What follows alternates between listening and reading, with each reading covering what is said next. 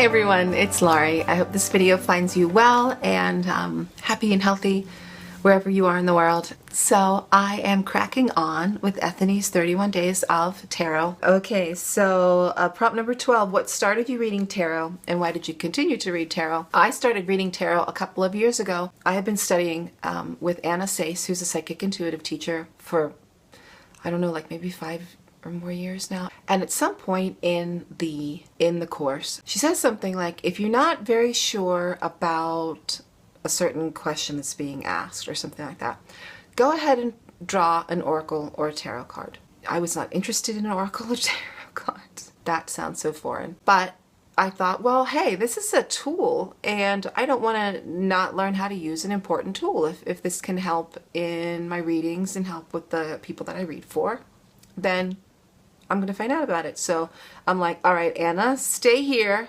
I'm going to go find out about tarot and oracle, whatever this means, and then I'll come back and finish my course. I started looking around and I'm like, ooh, there's like so much information out there. I don't even know where to start. And I signed up with a introductory, kind of like learn to read the tarot. And I was really good at it and I really liked it. And then there was a part 2 of the course. And by that time I was like knee deep into it and I started looking at YouTube channels and I found first Christine and Celeste and then Elle Jacobs, who isn't doing videos anymore. So now that's how I started and that's why I'm still doing it. Next question, what is my best worst tarot moment? It says for 2018, but I wonder if that means in 2017. For example, was there a message you were shocked to get or give, or a theme you kept getting, or a deck that surprised you, or a reading that stuck with you?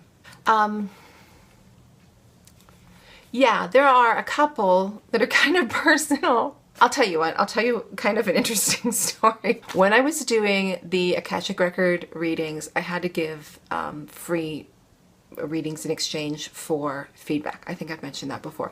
So one of the people that I did the reading for, and I'm going to be very, very careful how I say this, one of the things that you looked at is there a past life that is currently impacting your current life in a particular way? So you look at, is there a past life that's impacting it? Yes, there is. Is it impacting it in a particular way? Yes. What is this particular way? It's in this certain area. They had a past life during World War I, and they lived in France at the time, and she was a prostitute. There was another person involved. This person was a soldier. So I prepare, the way I do the readings is I kind of like do the preparation in 2 stages. I do the preparation and then I do the reading with the person. Usually it's over the phone, so they can ask questions and things like that. And I do not want to have to tell someone, in a past life, you were a prostitute in World War I France. I did, talk to the person and give them the reading. And it turned out that she was like, wow, that explains like all these things in my life. And it was just like the thing that she really needed to hear. It just made everything click into place for her. And it was funny because I was really worried about having to say this. And it turned out that it was something that she really, really needed to hear. So, I mean, I thought that was really cool. It has nothing to do with tarot. It's a story for you there. I hope you liked it. Next question.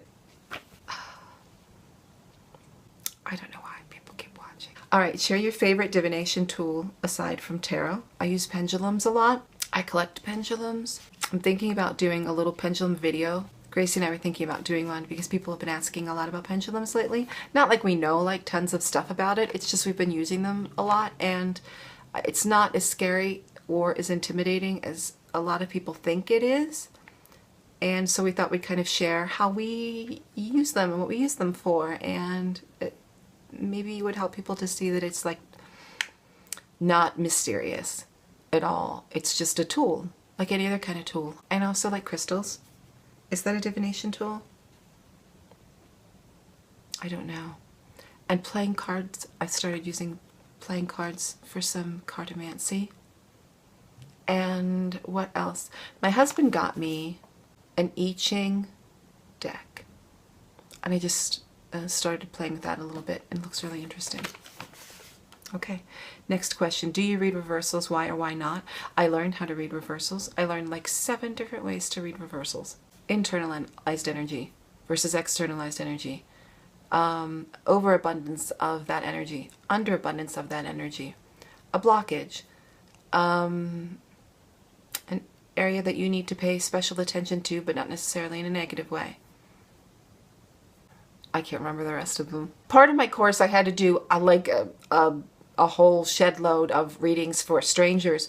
And one of the things I found as I was going along was that people freaked out when cards were reversed. I mean, they were always like, that's bad, right? It means everything's blocked. It means this, it means that. And no matter how I explained it, and I worked really hard at explaining things in a really nice way, like non-threatening way. You know, it's cool. Everything's fine.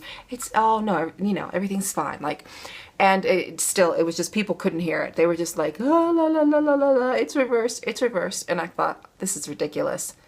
I'm just not going to read reversals right now. I will just, you know, use that shadow aspect, which I already knew and understood.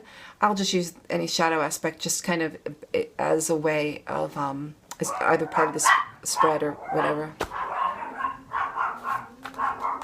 I'll just wait.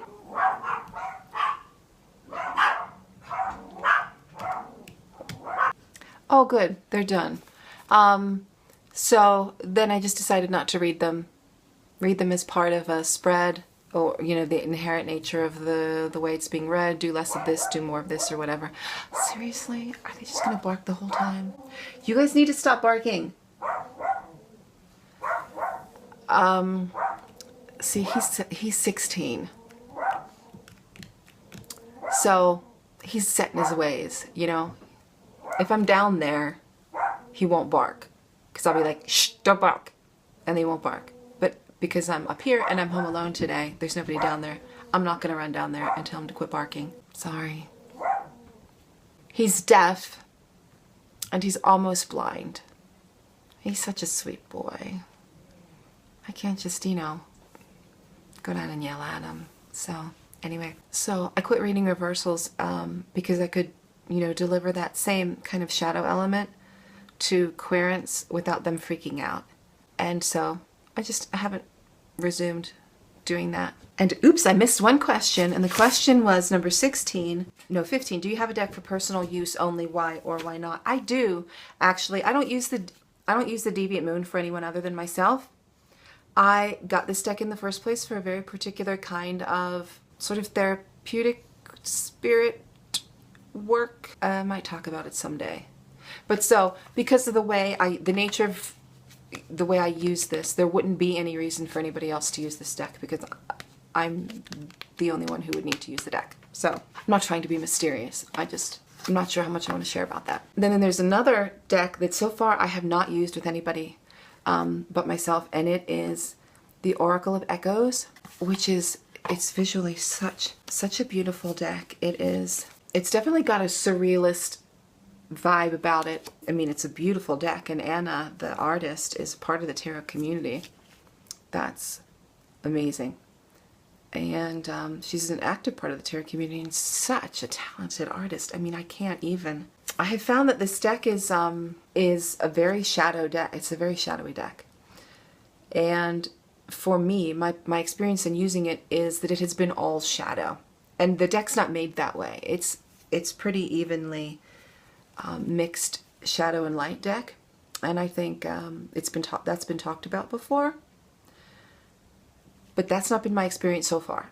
My experience so far has been that it is a very shadowy deck, and so because of that, because it kind of goes straight for such deep things, I think it's important to take it in tiny doses, you know, like in small doses, so you don't overwhelm yourself or anyone else. Because I'm not that familiar with it yet, I'm not sure I would be really comfortable yet using this deck with someone else. Just yet. I think I need to probably work with it a lot more and get kind of to a place where I know the deck's voice a little bit better and I feel like I can understand it. It's almost along the lines of like the soul cards. There's a message, but really the message is in how the viewer connects to the image and what comes up, what these images bring up for the person reading them a little bit tender still. So I think I want to play with it a bit more before I try to read for someone else. You never know. I mean, I might try it, just see if one of my kids wants a reading, because it might not read that shadowy for other people. I just thought of that right now. So that's it. Thank you very much for watching, and I will see you next time. Bye.